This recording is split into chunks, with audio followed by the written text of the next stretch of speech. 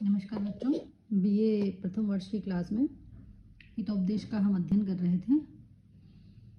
उसके श्लोक हम पढ़ रहे थे। वहाँ हम ये देख रहे थे कि किस प्रकार से नारायण पंडित बोलते हैं और राजा जब सुनते हैं कि जो सब प्रकार से विद्या से हीन, गुण से हीन पुत्र है, ऐसे पुत्र का तो होना नहीं होना ही बराबर है।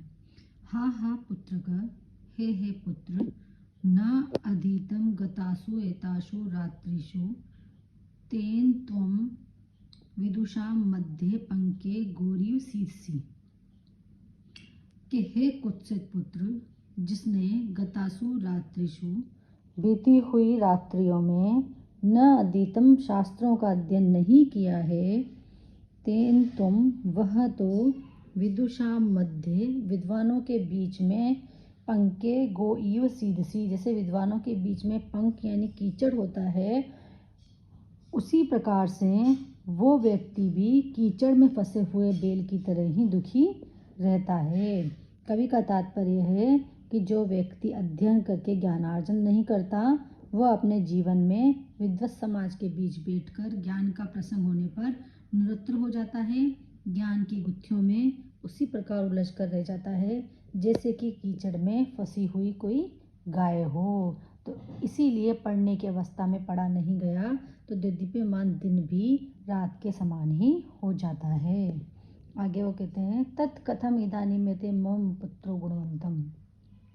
अब राजा सुदर्शन सोच रहे हैं, तत्कथम इदानीं, तो इस समय कैसे, मम पुत्रा, मेरे पुत्रों को, गुणवंतः क्रियताम, गुणवान किया जाए। मतलब मैं क्या करूं, कैसे करके अपने जो पुत्र हैं उनको गुणवान बनाऊं, उसके लिए मैं अब क्या कर सकता हूँ।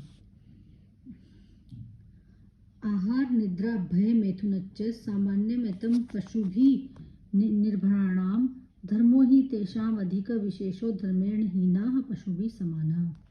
देखो ये क्या कहते हैं कि एक मतलब भोजन करना, सोना और ये सब चीज़ें जो है, स्त्री का संगम करना, ये सब चीज़ें तो पुरुष और मनुष्य और पशु में एक समान होती है, किंतु जो मनुष्यों को पशुओं से भिन्न करता है वो धर्म है।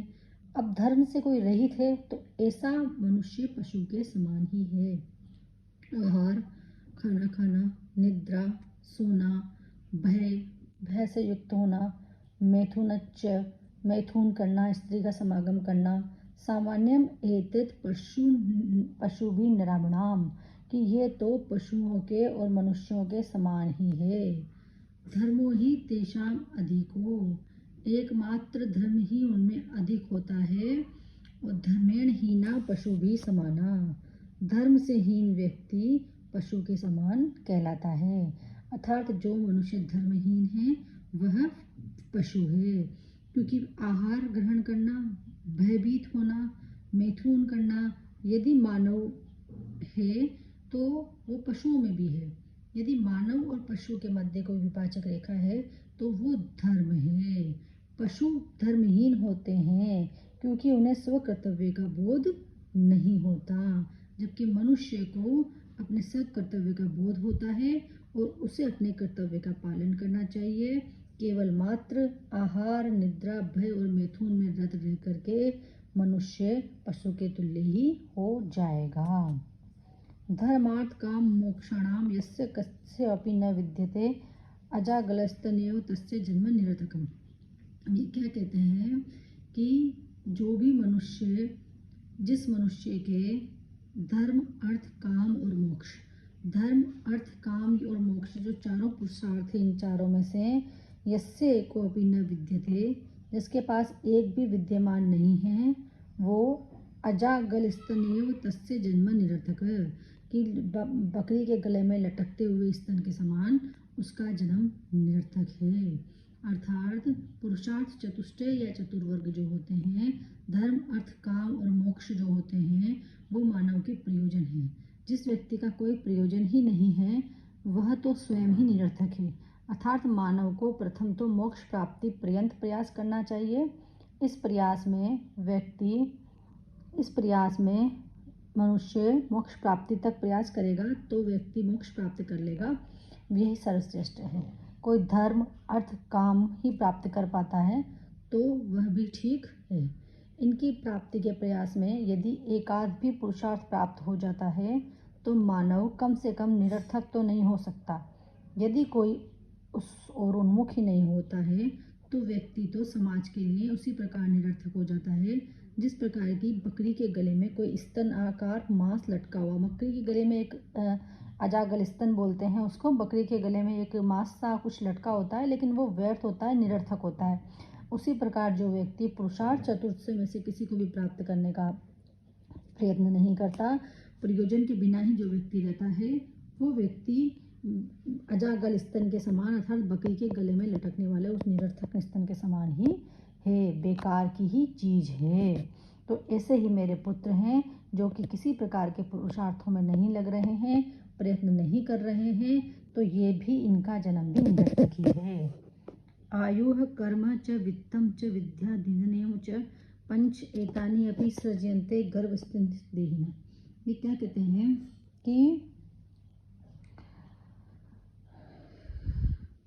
यहाँ पर कहना चाह रहे हैं कि गर्भस्थ व्यक्ति जो होता है माता के उदर में ही जब विद्यमान होते हैं तो वहीं पर ही ये सब चीज़ें विधाता के द्वारा निश्चित कर दी जाती है कि आयु, कर्म, वित्त यानी पैसा और विद्या और निधन, एतानि पंच, ये 5 चीजें तो गर्भस्थस्य एव देहिनः सृजन्ते, जब वो माँ के गर्भ में होता है तब ही निश्चित कर दी जाती है। तो यहाँ पर कहना चाहते हैं कि इस श्लोक में वो पुनर्जन्म और भाग्यवाद को स्पष्ट करते हैं और वो समझाते हैं कि विकासवाद के अनुसार आयु, कर्म, धर्म तो निश्चय से स्वसंबंध परिश्रम से ही साध्य है। शरीर स्वस्थ रखेंगे तो आयु की प्राप्ति होगी, वह कर्म कर सकता है, यदि दृढ़ इच्छा शक्ति होगी तो धन भी साध्य है।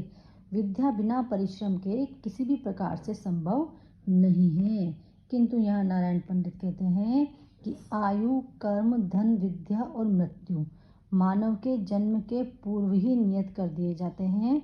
ब्रह्मा मानव के जन्म के पूर्व ही कितनी आयु, कौन कौन से कर्म, कितना धन, कितनी विद्या और मृत्यु किस प्रकार है सब तय कर देता है। ये तर्क की दृष्टि से कुछ ठीक नहीं दिखता। अतः कहने का तात्पर्य यह है कि उपयुक्त 5 तत्व जन्म से मरण तक आवश्यक है।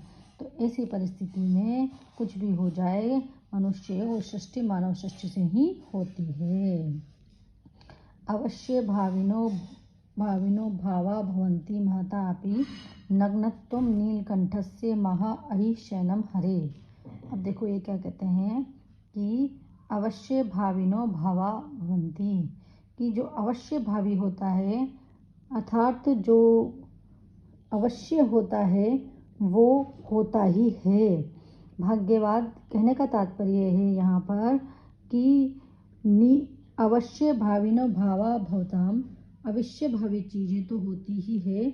नीलकंठस्य नग्नत्वम महा अहि शयनम, कि नीलकंठ, नीलकंठ जो कि शिव जी हैं, उन नीलकंठ के शिव जी का नंगापन यानी कि उनके कम वस्त्र धारण करना, और विष्णु का, हरे विष्णु का महा अहि शयनम, विष्णु का शेष नाग पर शयन करना। कहने का तात्पर्य ये दोनों कितने महान हैं, शिव भी और विष्णु भी, किंतु फिर भी इनके लिए ये अवश्यम भावी चीज़ें थी कि शिव नग्नत्व को प्राप्त करेंगे और जो ये है वो विष्णु जी जो हैं वो शेषनाग की सैया पे शयन करेंगे।